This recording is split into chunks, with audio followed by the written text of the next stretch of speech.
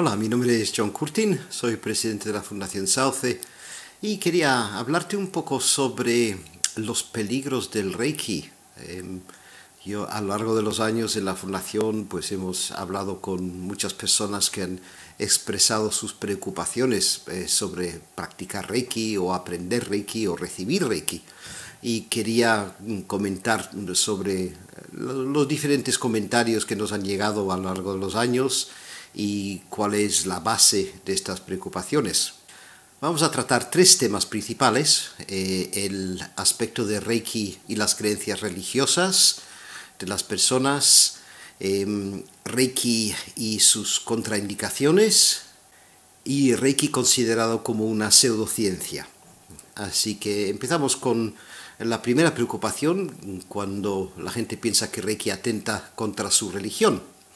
El problema principal cuando las personas tienen miedo de que Reiki tenga algo que ver con sus creencias religiosas o entre en conflicto con sus creencias religiosas es lo que se llama un problema cartesiano, que viene de Descartes, un médico que separó el concepto de cuerpo y alma en su época para no entrar en conflicto con la Iglesia Católica en su época.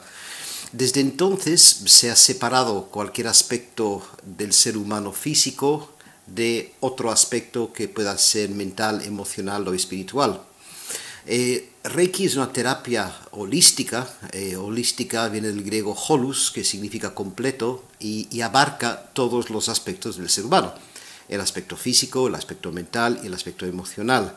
Entonces, el momento que cualquier técnica toca algo que no sea meramente físico, pues muchas personas se sienten incómodas porque piensan que va en contra de sus creencias religiosas o sus creencias espirituales.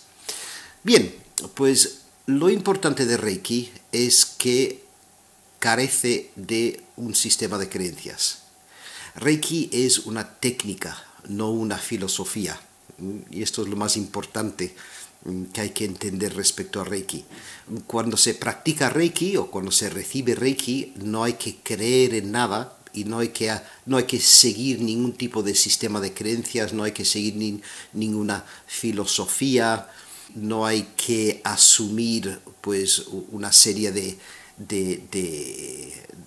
creencias respecto a lo que es Reiki, porque es una técnica.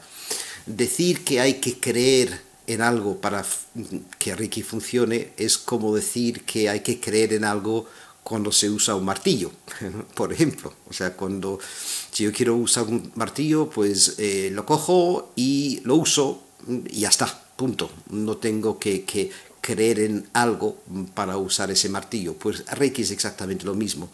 Un buen ejemplo es, debajo de este vídeo hay una serie de enlaces y hay dos ensayos clínicos, y hablaré más adelante sobre los ensayos clínicos hechos con Reiki. Hay dos ensayos clínicos con ratones de laboratorio inoculados con cáncer de mama, que mejoraron después de recibir Reiki. Entonces, lógicamente, un ratón carece de un sistema de creencias. Pero en ambos ensayos, ensayos muy bien hechos por científicos cualificados, demuestran que Reiki no tiene un sistema de creencias. Y eso es la parte más importante. Y como ejemplo práctico, ya pues la Fundación ha trabajado durante años con misiones en Latinoamérica. Por ejemplo, en Ecuador, con los sacerdotes vascos, en México con las hermanas franciscanas, en Nicaragua con una misión católica, y ellos pues están tranquilamente aprendiendo su Reiki, practicándolo, aplicándolo sin ningún tipo de conflicto, porque para ellos pues su religión es su religión y Reiki es una técnica que ellos usan. Y pues hay una separación completa entre las dos cosas. Y otra anécdota respecto a esto es que, por ejemplo, el Papa Juan Pablo dio su bendición a una amiga suya que era maestra de Reiki, una monja polaca. De nuevo, debajo de este vídeo hay un enlace al PDF donde se puede ver el certificado de bendición que él dio a la monja, donde pone pues a su gran amiga, maestra de Reiki, tal, ¿no? Así que lo importante es eso, es separar las creencias que tiene cada uno de lo que es una técnica o una práctica. De hecho, nosotros en la Federación, la Fundación es miembro fundadora de la Federación Española de Reiki, matizamos muchísimo en nuestra web que todo maestro o practicante de Reiki debe separar claramente lo que son sus creencias personales de lo que es la práctica de Reiki. Y cualquier federado debe dejar claro cuál es la diferencia entre Reiki, puro y duro, y sus creencias personales. Porque eso sí que puede hacer la gente, o sea, la gente puede coger Reiki y añadir sus creencias. Yo conozco personalmente una maestra de Reiki, por ejemplo, que cree firmemente que la energía que ella canaliza proviene de la Virgen María. Y ella cuando practica Reiki, pues reza a la Virgen María. Y me parece perfecto, porque son sus creencias, pero no es Reiki. Ella ha decidido que la energía proviene de la Virgen María y esas son sus creencias religiosas y espirituales y tiene todo el derecho del mundo a tenerlas. Pero es separado de lo que es Reiki como técnica. Bien, el siguiente aspecto que quiero comentar es el aspecto de las contraindicaciones que tiene Reiki. A lo largo de los años pues he oído muchos casos donde me dicen no se debe aplicar Reiki en tal situación y quiero desmontar un poco este mito. Hasta el día de hoy no se ha descubierto absolutamente ninguna situación donde no se puede aplicar Reiki. Yo he personalmente formado, por ejemplo, muchos anestesistas que aplican Reiki activamente en el quirófano con el paciente anestesiado sin absolutamente ningún problema. Por lo cual ese mito que la persona se va a despertar de la anestesia si le aplica Reiki, pues no tiene ningún fundamento.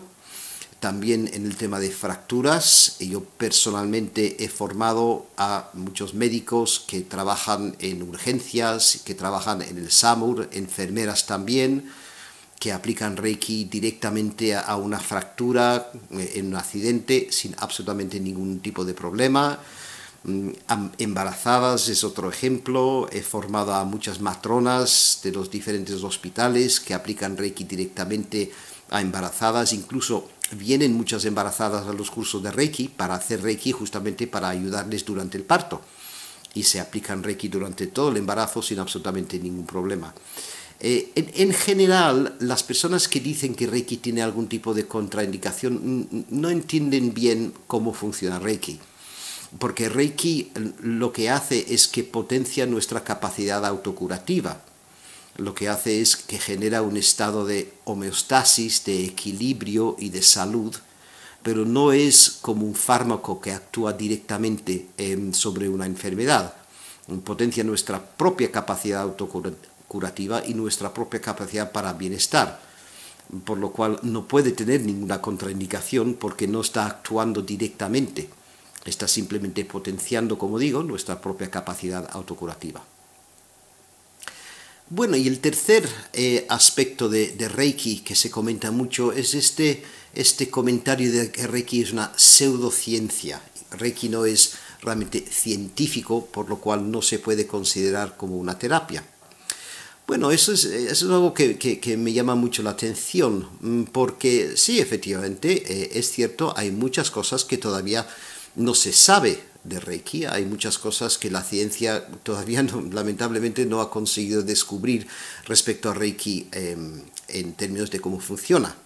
Pero hay que examinar esta frase de pseudociencia porque realmente la ciencia está compuesta de dos partes. Por una parte, la ciencia observa que algo funciona y si observa que algo funciona, se reconoce que esa cosa funciona. Y por otra parte, la ciencia descubre por qué funciona. Y son dos cosas muy separadas, porque yo puedo observar que algo funciona sin saber exactamente el porqué de cómo funciona.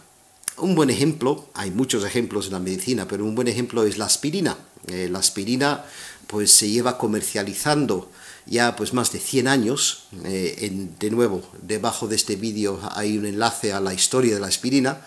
Se lleva comercializando durante más de 100 años, pero solo fue en los años 70 que se descubrió cómo funcionaba.